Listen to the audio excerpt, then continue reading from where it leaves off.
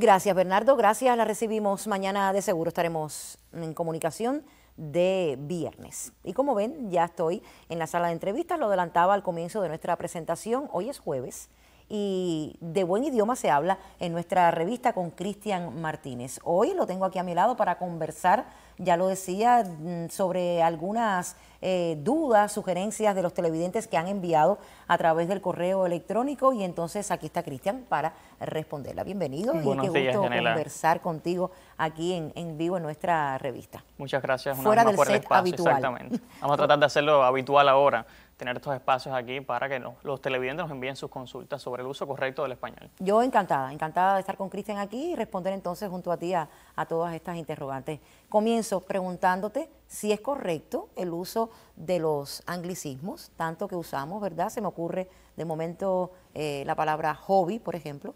Bueno, ese es un caso de anglicismo. Para aclararle a los televidentes, un anglicismo es una palabra que proviene del inglés. Y en español sí son correctos estos usos, se pueden emplear en nuestro idioma. Sin embargo, dice las academias de la lengua que lo adecuado es escribirlos en cursiva. Si por alguna necesidad los televidentes necesitan escribir un anglicismo, deben escribirlo en cursiva, que es el tipo de letra que tiene inclinados sus trazos. Normalmente escribimos en letras redondas, o sea, la letra habitual es la redonda. La cursiva sería esa que tiene inclinados sus trazos. Ejemplos de anglicismos hay muchos, hay algunos que están más justificados que otros, y una televidente me enviaba una lista de anglicismos, por ejemplo, me decía smartphone. Eso en claro español es teléfono inteligente. O sea, no hay razón, a veces no hay razón para usar estos anglicismos porque hay una expresión española o una palabra que sustituye ese anglicismo. Entonces, en ese caso es preferible entonces optar por la palabra española. Otro muy frecuente es online. ¿Para qué usar online si podemos decir en línea, conectado, por internet? No hay razón para usar este anglicismo. Otro más sería link. Ese es enlace, vínculo también se emplea en otros países. Así que esos son algunos ejemplos que nos enviaba ese televidente. Otro era, por ejemplo, influencer. Las academias proponen influyente, hablar de una persona influyente mejor que del influencer de las redes. Son válidas estas palabras, pero siempre que existe una variante española, mejor. Pero bueno, se me ocurre que influyente puede ser una persona influyente en cuanto a su cargo y no específicamente de las redes. Sí, también el contexto influye. Exacto. En este caso y se puede optar por una palabra u otra. También me decías, expresión en base a, ¿se puede decir así? ¿Es correcto? Bueno, tradicionalmente se ha censurado el uso de en base a, porque es verdad que las preposiciones en y a no están justificadas en ese caso, porque no hay bases a algo. Sin embargo, tanto ha sido su uso que las academias tuvieron que una vez más cumplir con su misión, que es ser testigos del uso de los hablantes. Y entonces se admite el uso de en base a. De acuerdo con el Diccionario Panhispánico de Dudas, es admisible el uso de en base a. Sin embargo, en registros formales, y escuchen bien los televidentes, en registros formales, en registros cultos, es preferible optar por otras expresiones, como por ejemplo, basándose en, de acuerdo con, a juzgar por. Esas son preferibles a en base a, aunque también es admisible. Qué bien. Muchísimas personas, Cristian, se han comunicado, ¿verdad?, a través del correo. Es válido también recordar el correo. Consultas@buenidioma.com. Ya lo tenemos en pantalla para que las personas sigan comunicándose y enviando sus sugerencias, sus dudas, porque estaremos conversando en un segundo tiempo en esta misma presentación, también lo adelantaba. Seguimos. ¿Es válido entrecomillar los nombres de las instituciones, que mucho también abusamos de eso? Bueno, sabes que aquí en Cuba existe una tradición de, por ejemplo, escribir escuela primaria José Martí, poner ahí entre comillas José Martí. Sin embargo, dicen las academias de la lengua que no son necesarias las comillas en ese caso. Recordemos que como una expresión está escrita completa con mayúsculas, o sea, José y Martí está con mayúsculas, entonces no hay por qué delimitar su extensión con las comillas. Así que lo indicado y lo recomendable sería no escribir comillas para los nombres de las instituciones. Así, Aeropuerto Internacional José Martí, ahí no llevaría comillas José Martí, por ejemplo. Ya. La que viene tiene que ver mucho con los profesionales del habla, que a veces pues no lo dicen correctamente. Fortísimo o fuertísimo aplauso. Bueno, o abrazo. ¿Cómo usarías tú? ¿Qué opción usarías tú? Para mí siempre he dicho fortísimo. Fortísimo, algo es más culto. Sí. Bueno, ambas opciones son válidas. Mira. Se puede decir tanto fortísimo como fuertísimo. Y aquí vamos a algo que Buen Idioma ha aclarado en muchas ocasiones. El contexto. Una es más culta que la otra. Obviamente, en registros formales es preferible el empleo de fortísimo, un fortísimo aplauso, que seguramente como lo has empleado, un fortísimo aplauso. Sin embargo, en registros más informales, en la casa, por ejemplo, con amigos, es muy común y válido que se diga fuertísimo. Te voy a dar un fuertísimo abrazo. Yo no imagino quizás a alguien en el barrio diciendo, no, te voy a dar un fortísimo abrazo ahí entre colegas en el barrio. Claro. No lo imagino, no es el registro más adecuado para usar la palabra fortísimo. Hay muchos adjetivos que les pasa esto. Por ejemplo, también ocurre con el de pobre, que sería pobrísimo o paupérrimo. Incluso paupérrimo sería mucho más culto. Y así una larga lista que hay que adecuarse al contexto para emplear uno u otro. Fortísimo y fuertísimo, ambas válidas. Culto y preferible, fortísimo. Bueno, pues ya lo sabemos entonces.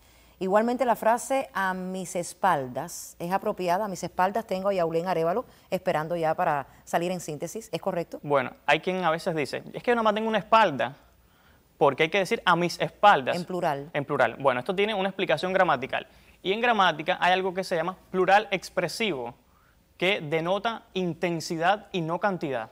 Por esa misma razón, otra duda que le envían con mucha frecuencia es si se debe decir buen día o buenos días. Bueno, aquí ambas opciones son válidas.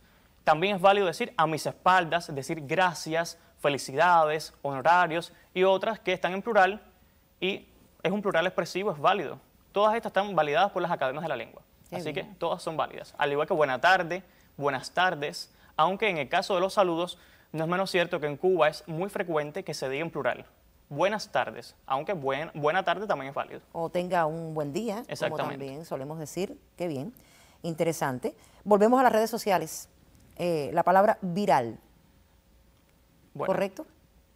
ahí es dicho el contexto con el que también se ha usado y por el que nos envían la duda, porque habitualmente viral se emplea en contextos médicos. Sin embargo, en los últimos años se ha popularizado el uso de viral con el sentido, y me voy a auxiliar aquí del diccionario académico, que dice de viral en esta acepción, en la segunda del diccionario, dice dicho de un mensaje o de un contenido que se difunde con gran rapidez en las redes sociales a través de Internet.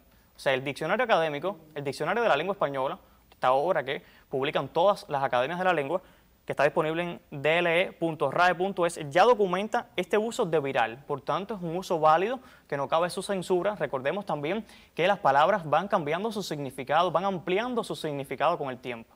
Un clásico ejemplo es el de villano. Inicialmente era habitante de una villa y hoy día ya prácticamente no se emplea con ese sentido. Todos sabemos con el sentido con el que se emplea villano. Así que las palabras van cambiando su significado con el tiempo y no hay razón por qué censurar ninguna de estas significados que le dan los hablantes a las palabras. Bueno, pues seguimos entonces contestando algunas dudas y formas de decir en nuestro buen idioma. ¿Se dice no había nadie o no había alguien? Bueno, aquí vamos a una cuestión gramatical también. En español existe algo que se llama doble negación. Y a diferencia de otros idiomas, es válido en español el empleo de esa doble negación. Así que a veces hay quien dice, bueno, si yo digo no había nadie, o sea, estoy negando en no y en nadie, como que neutraliza la negación. Y esto no es así. Lo apropiado es decir no había nadie en lugar de no había alguien. Esa doble negación, reitero, es válida y no cabe su censura. De hecho, es lo adecuado en español. Ahora se me ocurre también, por ejemplo, que lo usamos mucho. Primero que todo, primero que nada. Bueno, ahí en ese caso hay muchas expresiones que se pueden usar como sinónimos. Antes que nada, antes que todo, primero que nada, primero que todo. Todas esas son válidas, aunque tradicionalmente en Cuba ha existido la tendencia a decir que es incorrecto decir antes que nada, porque dicen, bueno, es que antes que nada no hay nada, así dicen.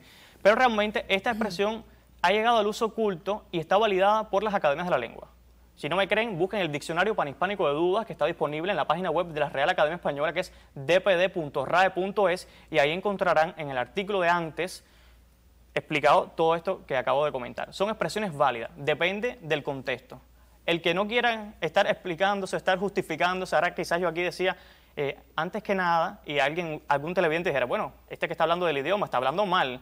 Bueno, si quizás yo no quisiera justificarme, ¿qué otra expresión podría usar para no tener que estar justificándome en público, en primer lugar? Y ya resuelto el problema y no tengo que dar explicaciones a nadie y todo el mundo feliz. Pero bueno, para que los televidentes sepan que son válidas todas esas expresiones.